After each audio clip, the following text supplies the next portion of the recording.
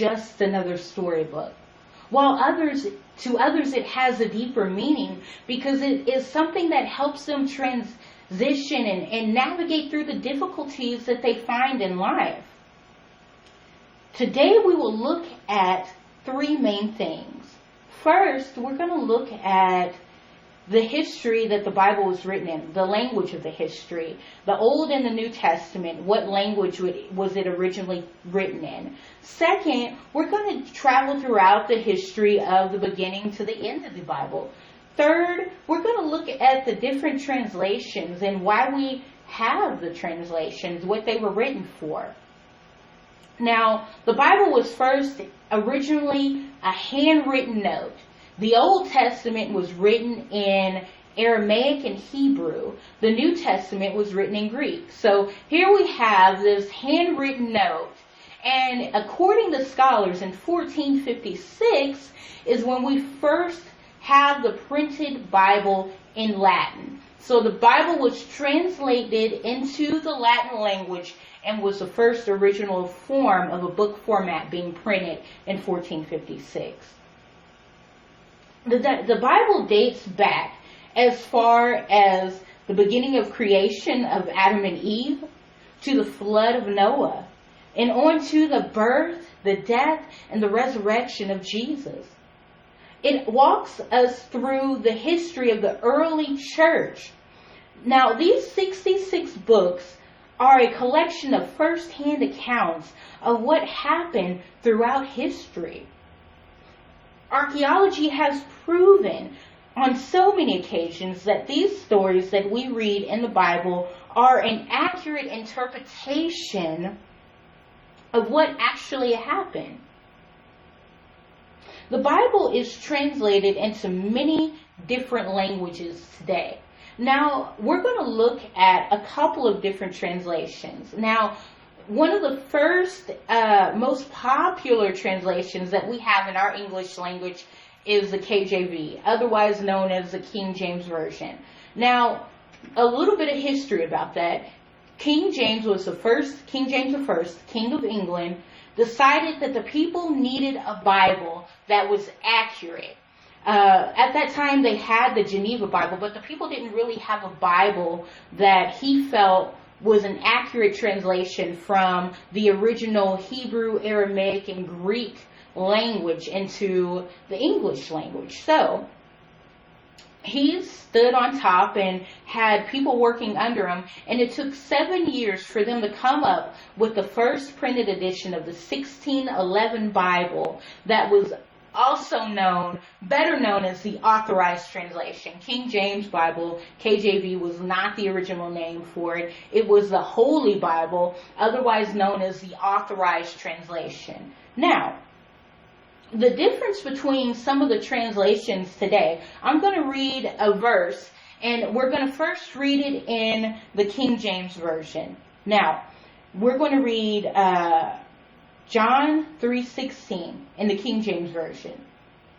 For God so loved the world that he gave his only begotten Son, that whosoever believeth in him shall not perish, but have everlasting life. Now, some people read the King James Version and they think that they don't really understand the thous and the thieves that translation has. But what we have to understand, it is like a beautiful language that it was written in. It was written in that format because that's how they spoke during that time. Now, what would be a more accurate translation of how we speak today would be the ESV, the English Standard Version. So I'm going to read that same verse in the ESV. For God so loved the world that he gave his only Son, that whoever believes in him should not perish, but have eternal life. Same thing, basically, right? So we go from believeth to shall not perish. And in the ESV, should believe and not perish and have eternal life. So basically the same thing was said, but it was said in the ESV how we speak today versus in 1611 how the Englishmen spoke then. Now, we're going to look at a different translation called the NLT. Now, that is short for the New Living Translation. So we're going to read the same verse in the New Living Translation. Now, the New Living Translation was written on a 5th grade reading level. Now, the purpose of this translation is for you to read and comprehend what you're reading. So, on the line of where it sits between the original translation and thought for thought of the interpretation of what people believe, it kind of sits right there in the middle. The New Living Translation and NIV are smack dab in the middle of the spectrum. So let's read that same verse in the New Living Translation. For this is how God loved the world. He gave his only Son, so that everyone who believes in him will not perish but have eternal life. So you can kind of see the difference from for God so loved the world that he gave his only Son to for this is how God loved the world. So it didn't really change the intent of what the author was trying to say. It just wrote it in a way that we could read it and comprehend it at the same time. It made it a little bit more personal, I think.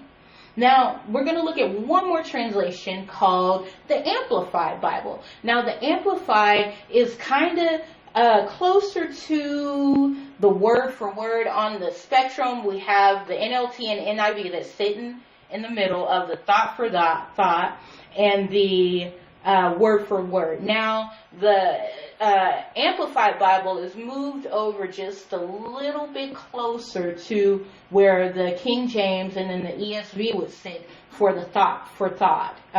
For the word for word translation. Now, we'll read that same verse in the Amplified. For God so greatly loved and dearly prized the world that he even gave up his only begotten unique Son, so that whoever believes in him, trusts in, clings to, relies on him, shall not perish, come to destruction, or be lost, but have eternal, everlasting life. Wow.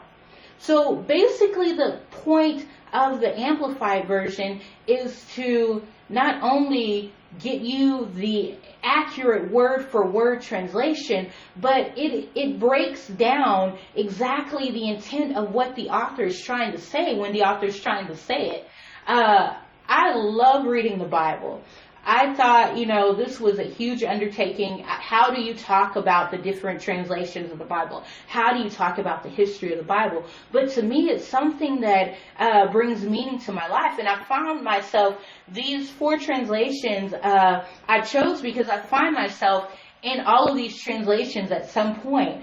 I can appreciate the King James translation because it is just a beautiful language that, we used to speak. The 23rd Psalm, I've read it in many different translations, but I appreciate it in the King James translation because it's beautiful to me. Now, the ESV by far is my favorite translation because on that spectrum, again, the New Living's in the middle, from the thought to thought and the word to word, and the ESV is going to be a little closer to the thought to thought, and the King James would be after that. Then we would have the Amplified, and then so on and so on. But the ESV is something that I find myself reading and studying from a lot because I just like how it reads. It kind of stays close to the King James translation, but